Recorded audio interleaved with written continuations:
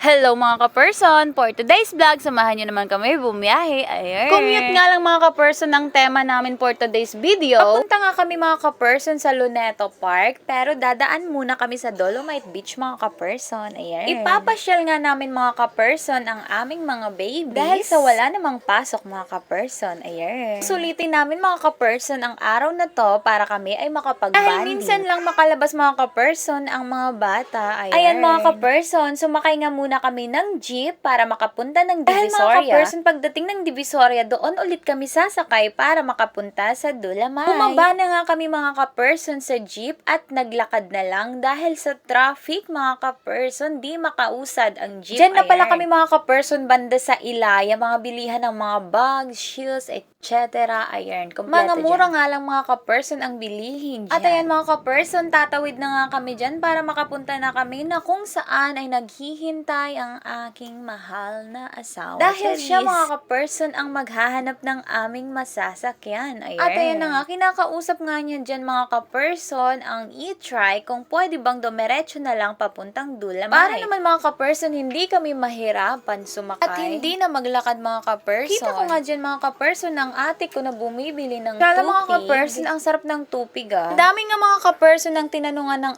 aking partner na e-trike driver. Ay sa wakas, nakasakay din kami mga ka-person. Hirap daw kasi mga ka-person na dumiretso sila ng Dolomite. Dahil mahihirapan daw sila mga ka-person na e-trike driver. Iba daw kasi ang way mga ka-person. Pero okay naman, at least may nakausap naman. 100 nga lang mga ka-person ang singil sa amin dyan. Kaya na nga mga ka-person, nasa Jones Bridge na nga kami. Ayan, yan yung nakikita nyo. Ang ganda nga ang tingnan mga ka-person ng mga pailaw-ilaw na yan. Charis. Pero wala pang sindi mga ka-person kasi umaga. Charis. Na-miss ko nga yan mga ka-person dahil dati nung nagwo-work pa ako, lagi kong nakikita yan mga ka-person. Malapit lang kasi dyan ang pinapasukan ko. Okay mga ka-person, tatahimik na muna ang inyong ka-person. Enjoy nyo muna mga ka-person ang view na nakikita nyo. Here in Manila mga ka-person, papuntang Dolomite Beach.